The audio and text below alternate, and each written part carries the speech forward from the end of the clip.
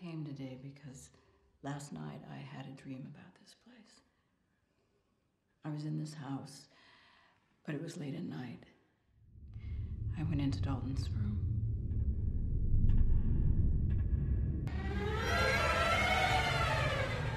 I asked it, "Who are you?" And it said it was a visitor. I can still hear that voice.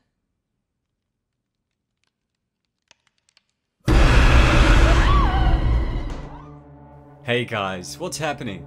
Niyat here with Film Comics Explained, and today we'll be taking a look at the man with fire in his face, also known as the red-faced demon, who was featured in the Insidious trilogy directed by James Wan. The red-faced demon was essentially a dark, malevolent, supernatural demon that haunted people, especially children, and once it had found its desired target, it would bring them back to the Further to imprison and eventually possess. In the film series, the Further is explained as being a vast, dark, and empty dimension between heaven, earth, and hell, which was ruled by the red-faced demon himself. The demon was a tall, muscular being with black skin, coarse fur on his legs, dark cloven hooves, and a devilish tail. His face was black with large splashes of red, giving a frightful contrast of colours. The demon also had long spidery claws at the end of his fingers, and large demonic yellow eyes with black pupils. One of the demon's most interesting quirks was its love for the Tiny Tim song, Tiptoe Through the Tulips, which would send shivers down my spine every time I heard it. There's you. What? What?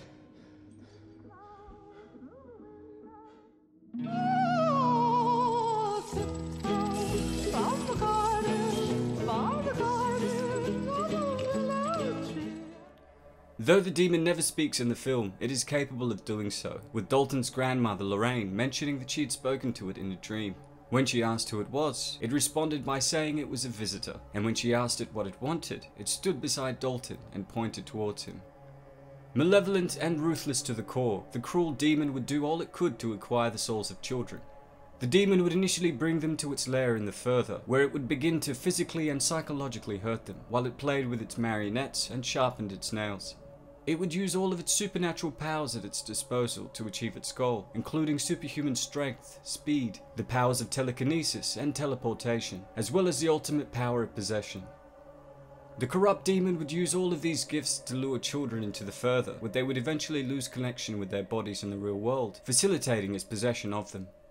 In the first Insidious film, the red-faced demon targeted Dalton Lambert, who was a child with a unique ability to astral project. This unique gift, coupled with Dalton's innocence, led the demon to lure the child to its lair in the Further, where his powers were at their greatest, and this was illustrated in Dalton's pictures, which depicted a red demon, and Dalton, who had been chained to his lair. After being attacked by the red-faced demon, the child's body remained in a vegetative state within the real world, while his astral body was being tortured in the Further. Dalton's father Josh, who also had the ability to astral project, went into the Further in search of Dalton, but not before receiving a warning from his mother, who explained that she had forced him to forget he had the ability to astral project. This was essentially because there had been an apparition of an old woman that appeared behind him everywhere he went, indicating that she was after his soul, much in the same way that the red-faced demon had desired Dalton. After entering the Further, Josh eventually found his son, but not before alerting the demon to his arrival, which proceeded to hunt the two down, who eventually escaped and made it back to the real world. Unfortunately for the Lamberts, the old woman from Josh's youth had found him in the Further and possessed him, prior to his return to the real world, leading us into the sequel. Both seen and heard in the 3 Insidious films, the red-faced demon is believed to be the most powerful entity featured in the series, and one that was yet to be defeated. I also thought it was interesting that the demon wasn't actually portrayed by an actor, but was played by the film's musician and composer, Joseph Bishara, who coincidentally also went on to play Bathsheba in Wan's The Conjuring 2 years later, which I've covered in another video and will leave a link to below. If you haven't seen the Insidious films, I've left a link to where you can purchase them. Well, that's all for today, folks. Thanks to all of you guys who requested we take a look at the red-faced demon featured in the Insidious series. If there's any other stuff you'd like me to check out, please don't hesitate to ask.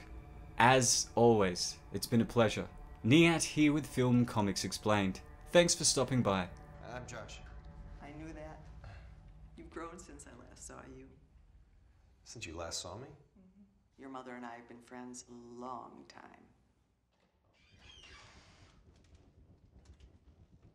Leave the light off. Hey, Dalton.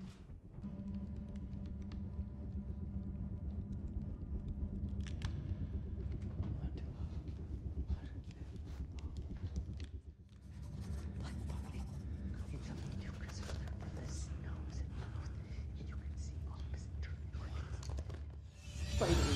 Think, you know?